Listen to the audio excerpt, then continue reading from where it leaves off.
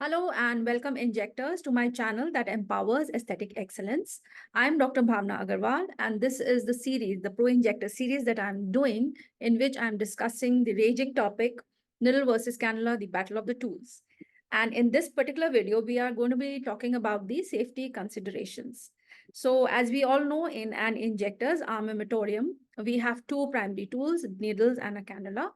Earlier, when we started, we had only the option of needles, but gradually the cannulas also came into, popularity, became popular because of, increasing popularity of fillers and multiple ways of dealing with aesthetic concerns. And as our understanding of aesthetic concerns and their anatomical etiology becomes more and more clear, we are, developing more and more ways of dealing with them in the most best and appropriate ways.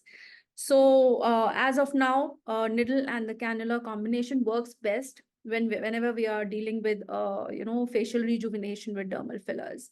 But then safety is one of the most important concerns. And when we are talking about safety considerations, then one major complication that we are zeroing down is the vascular occlusion. Although the other complications are also kept into consideration, but what we are actually pertaining to is the VO. So there are multiple ways to look at it. There already has been a study done, but what is lacking in that study? I will be, sharing the link of that study in the comments below. If somebody is academically inclined and interested, can go through it.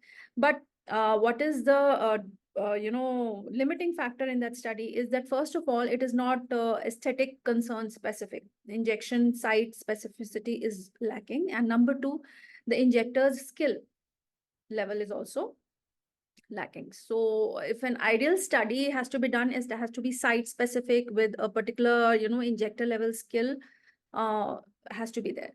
But nevertheless, let's, enjoy what we have.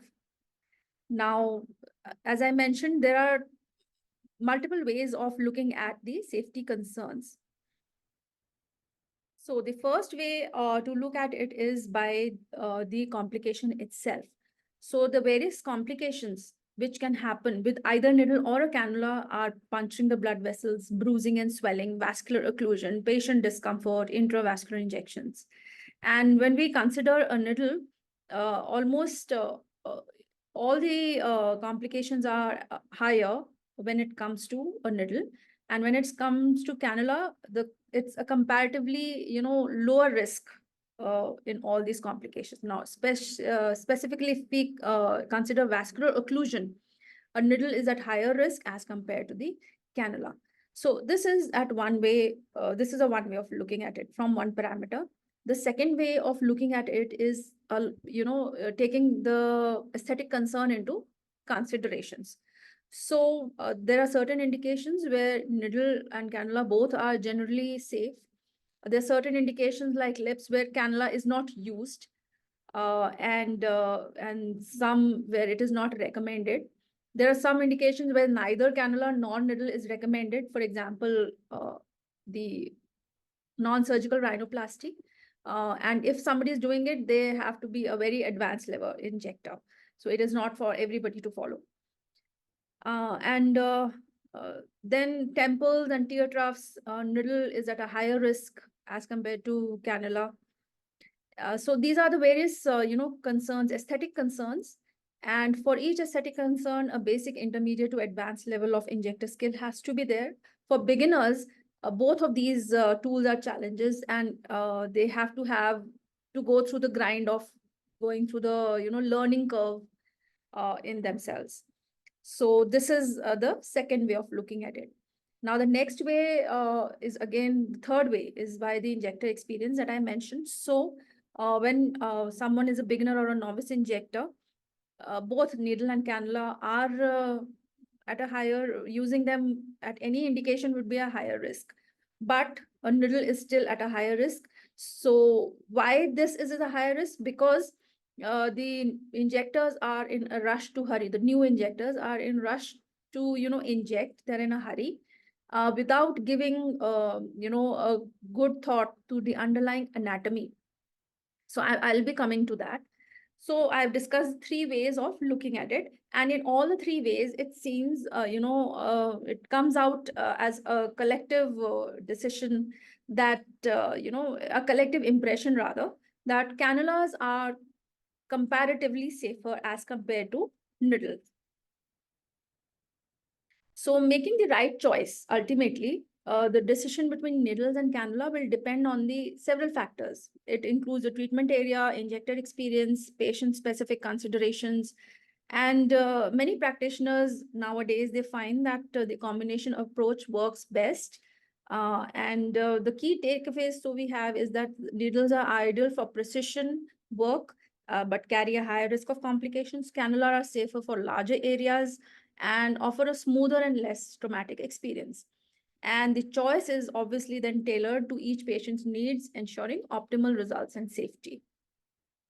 Key message, takeaway message, that knowledge of the anatomical landmarks and vasculature, not only in terms of the branches, the anastomosis, and the course of the artery, but also the layers through which it is traversing while it becomes deep to superficial or superficial to deep, uh, in each aesthetic zone, right? So while in the lower face, the facial artery is deep, and when it comes to mid face, it gradually becomes superficial. So that course, the layer in which through which it is traversing in each aesthetic zone, that means maybe a 4D information about the anatomical vasculature is primordial, or is indispensable when it comes to talking about the safety considerations, be it needle or a cannula. So and this is what I call is injectors anatomy, and which is very different from clinical anatomy. So clinical anatomy maybe is a two-dimensional overview of things, whereas injectors anatomy is basically four-dimensional overview of the anatomical vasculature especially. So I hope this video has helped. If you have any questions, you can share in the comments below. And in further videos, I'll be discussing various other aspects of needle versus cannula, and the battle of the tools will go on for a few other videos. I'll be sharing the links of all those videos in the comments below. And so thank you for watching, and see you in the next video.